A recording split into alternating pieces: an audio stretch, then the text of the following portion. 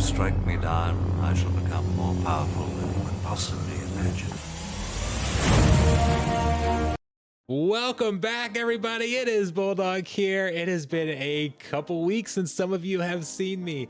It's been spring break. I've been hanging out with my kids. I did do several live streams this past week. We had some epic live streams this past week. So if you're not following my live stream channels, make sure to do that. Those links are down below. Remember, I'm not streaming on this YouTube channel anymore. I've got a separate YouTube channel for that. But for the rest of you, it's been a while since you've seen me, so I had to make sure this was a good video. I had to come back with a bang, and this is one that I'm actually really excited about. I can't believe that I am excited about Scattershot. So we're gonna talk about Scattershot today, and I'm surprised because this is an ability that I typically do not like. And I haven't used it a whole lot, but I've been finding more and more niche situations where I really like this. So we're gonna talk about a couple common situations where Scattershot is used, and then I'm going to talk about one that I've been using quite a bit with a lot of success that I have not seen anybody else using. Now it's a big game. There's a lot of players. I'm sure somebody else has used this. I'm probably not the only one or not the first one, but it's definitely not common. I haven't seen anybody use it against me, and that's why I wanted to make this video, because I'm kind of excited to share that with you guys and have maybe some of you go out and try it and see how that will work. And it's a strategy that can work even down at bronze level. And I know some of you complain when we've got some Diamond League strategies or things like that. So I will have some Diamond League strategies, but the one I'm most excited about will actually work at any level. So let's back up a little bit. What is Scattershot? Why don't I normally like it? Scattershot will target a random enemy on the other side, as long as they don't have camouflage. That's about the only exception. It will ignore taunt. It's gonna hit a random enemy. And I don't like that a lot of times because I want to focus fire. I mean, that's pretty common, right? You wanna focus all your damage on a single unit, get that unit down, move on to the next. That's typically the most efficient way of doing things. Now, the most common use for Scattershot, I would say, we see a lot of people using it with Blast. Like whether Blast is in the rule set or pairing it with Jotun can be nice, because a lot of these Scattershot cards are range damage cards. So that can work very well. And when you have Blast, Focus Fire isn't quite as important. So it's nice to be able to hit a target that's likely in the middle of the lineup, so you can blast both sides. And when you have Blast and you're dealing damage to multiple enemies, there's going to be overlap in that damage a lot of times. Regardless of where you're hitting, you're likely to hit some overlap, so Focus Fire isn't essential. So Scattershot can be very valuable there, and I've always used them a little bit with Jotun. That's a very common thing. So I'm not going to show that here. That's pretty self-explanatory, I think. But we'll focus on two other strategies that I've kind of liked to use. The first one is a defensive Mylor team. We'll talk about that first. That's kind of a Diamond Champion League strategy more. This has become one of the most popular lineups up in Champion League. And this is one of the meta teams. So we'll show that, and then we're going to show a team that can work at any level, and that's the one I'm most excited about, just because I haven't seen anybody else really using it much, and that's using Scattershot with life to get around taunt. And we'll talk about those. We'll talk about that a little bit more as we get to it here. Let's go ahead and jump over. Let's look at the Mylor team first. So what we've got here, and the reason this has been such a common team, this is kind of a defensive lineup that is just very hard to get through. And this has become popular because of Queen Mycelia down here. Queen Mycelia has triage to help keep people alive, has protect to give that extra armor to help keep people alive, and has amplify. So we're really going to take advantage of that amplify, which increases thorns, return fire, and reflect damage by 1. So if you're approaching this from the other side, if you have a lot of magic damage, you're going to hit this reflect from Failed Summoner. You're going to hit the reflect down here from Almo, and that damage is going to come right back at you with a little bit extra. If you come with range damage, so you're going to eventually hit Almo here. If you have snipe, you might hit him first, and you're going to have that return fire that's going to come right back at you. If you go with melee attack, you've got the thorns from Mylor. It's very tough to get through. Meanwhile, you've got 2 triages here. You've got a heal. You've got a lot of health up front. It is a very tough team to get through, and it's kind of a defensive lineup. And a lot of times, one of my only main damage dealers will be this acid shooter down here. And the reason is I don't really want to put too much damage, especially some glass cannons, because a lot of times I'm expecting the same squad on the other side because it's become so popular. So acid shooter is nice because he can go around these tanks and you can kind of hit a couple different targets and hopefully get some poison. And this is the Mylor team's one that can last several rounds, so you get a chance to inflict poison on a lot of different sides. So we'll start to roll this a little bit here, and you can kind of see exactly how this works, how good this team is, and why this team has become one of the most popular teams. Now I do have a little bit more damage here with our Child of the Forest. Sometimes I'll put Grenadier up there, because like I said, I was expecting kind of a mirror match. Well, what do we have up front? We've got two cards that do not have any attack. Grenadier does double damage to those cards, has some blast, so he can kind of hit both of them. Can do a lot, but he's also a glass cannon, and those shots, like you hit Almo and that shot comes right back at you, and it can really hurt.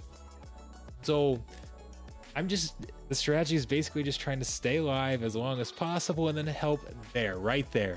We got that poison on a key card there too. So that was pretty good luck. Poison is only a 50-50 chance. You saw we didn't get it the first time. We did get it the second time though. Even if we don't get the poison, the cripple can help in these mirror matches because you're relying on some triage. You've got some weak cards there. Like, I mean, you can see my Mycelia is already down to 2 health. So just decreasing that health a little bit can maybe potentially, if you're blocking some heals or reducing some heals, or just lowering the health by 1, so that reflect is more likely to kill off one of those cards on the other side. And it's just a very nice combo. So acid shooter is kind of a unique card because it has that. It's got a bunch of abilities that I don't typically like. I don't usually like cripple a lot of times, because if you inflict cripple and then it gets cleansed, it can actually act like a heal for the opposing side, because cripple lowers max health, not current health, unless they're equal. But when it's cleansed, it raises max health and current health. But when you inflict it on a backline card, there's no way to cleanse those until they get up front. So the cripple, for me, is more valuable on a backline card. And then spreading that poison is kind of nice, because even if you're not focus firing, if you can get multiple cards poisoned, they can just kind of slowly die off at once there. We've got a team that can last a long time. You see there's a lot of sustainability here. So that's acid shooters, one of those scattershot cards that's kind of an exception, and it has been very common. So that was more of a Diamond League strategy where you've got those cards with all of those abilities. This is also I'm going to show this next strategy at Diamond League, or at it's either Diamond or Champion, but we've got max abilities. But we're going to use a lot of abilities that are actually still there at Bronze. So let's take a look here and why I started using this team. So if we look at the rule set here, we have only life. Only life is an option, and we have blast. And so that naturally is going to lead to using Shield Bearer.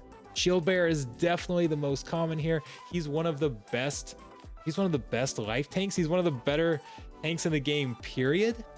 And so we've got Shield Bearer, and then what's happened is that it's kind of become, things kind of turned into I was gonna say rock, paper, scissors, but it's really 2 options, because we see Shield Bearer so much in these situations, everybody starts to go magic. So using tons of magic damage to get through Shield Bearer, because Shield Bearer is a dominant tank if you try to go against him with melee attack or ranged attack. He's just a dominating tank, but is fairly weak to magic. So magic can go under that armor and is not impacted by that shield.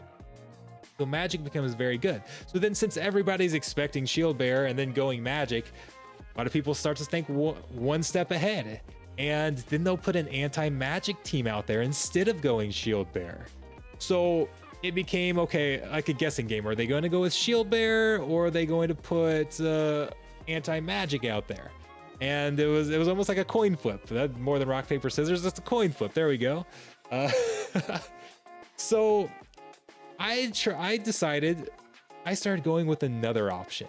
and that so in this case, we both kind of thought the same way. We kind of hedged our bets a little bit. We went Shield Bearer and then Pelacor Conjure. So if they go magic damage, we've got this blast here. So we've got Shield Bearer, he's got that taunt so that you can't hit the middle line. He's going to take the first fire. If they go heavy magic damage, anticipating Shield Bearer, we'll use Conjure to reflect some of that back. So we kind of both have the same thought there. We went the same 3 cards. He went with magic damage.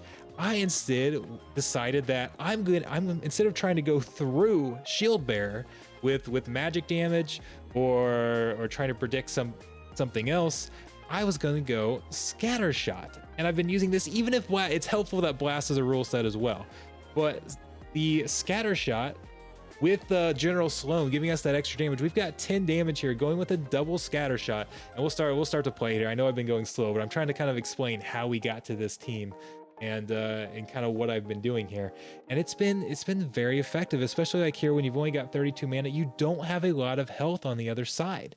So you can get some huge shots in there, some killing blows. And I've used Time Mage a lot because, well, decreasing the speed is pretty much always helpful unless you're in reverse speed. And then we've got this Rust that's going to take away some of that armor. That increases the chance that we can get some one-hit KOs with these Scattershots, or maybe even 2 hits. And by going with 2 of them, it's been a little more effective than just having 1. So using that combo, getting 5 range damage for only 5 mana and being able to go around our taunt has been very, very effective. So I've used it not only just life situations, but anytime that I feel like a taunt might be coming, I've been starting to go with the Scattershot a little bit. Sometimes it'd be like, okay, if there's opportunity on the other side, that would be a good time. A lot of people use taunt when there's opportunity to try and protect your weakest cards. Using Scattershot to kind of go after some of those weaker cards, which, I mean, a lot of people might not think of that, right? Because typically opportunity is going to be superior than Scattershot, and you'd rather target the weakest card instead of a random card. But if the other side's going to use a taunt, that Scattershot then becomes pretty valuable. So we can show it again here. This time I kind of thought we'd see a taunt. I thought we might see a Shield Bearer again, but instead we saw Slip Spawn. These are 2 very, very good tanks that are not legendary. So anytime we have, like, we see both of these tanks a lot whenever there are, especially when it's Rise of the Commons, when you can only use common or rare cards.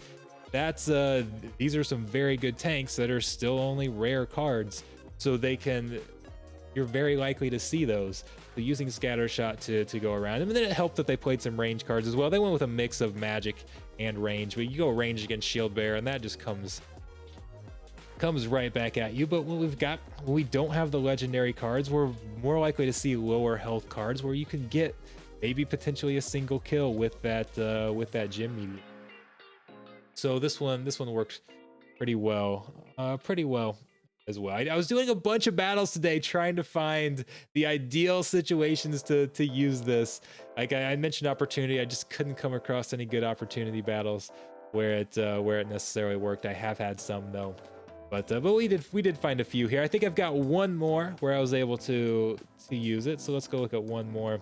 Here was one where, again, we've got Blast, we've got Lost Legendaries. We can only use 2 Splinters, and they're the 2 Splinters where I just mentioned those 2 taunting tanks, right? That are not legendary cards.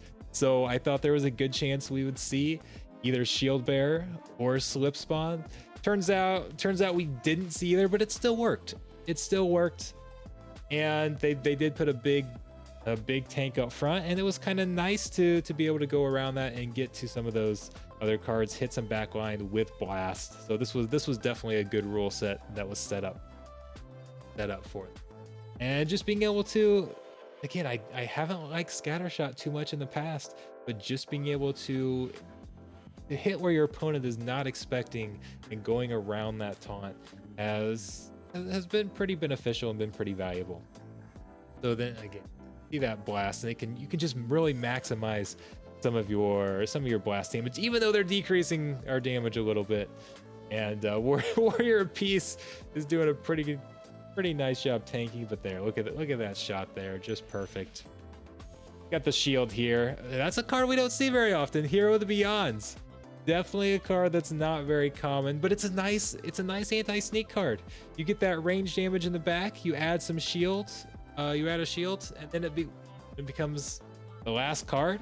It gets that last stance, and of course a little bit too late here. It can still attack up front. But yeah, a nice anti-sneak card that you just don't see used a whole lot, but it's not a terrible option. So anyways, that's how I've been using Scattershot. Hopefully that makes sense. Feel free to come ask questions in the comment, come to Discord, ask questions. But yeah, I mean, still overall, you're not gonna find me using Scattershot a ton. I still don't like it in most situations, but some of these niche situations, I have really been liking Scattershot, and my usage is starting to pick up a little bit. I definitely didn't think I'd be using it as much. So it's been a lot of fun. Every time I get a new strategy, it's always nice to be able to use different ways to win, and it's so satisfying when you find a new team or a new strategy like this and go out and it actually works.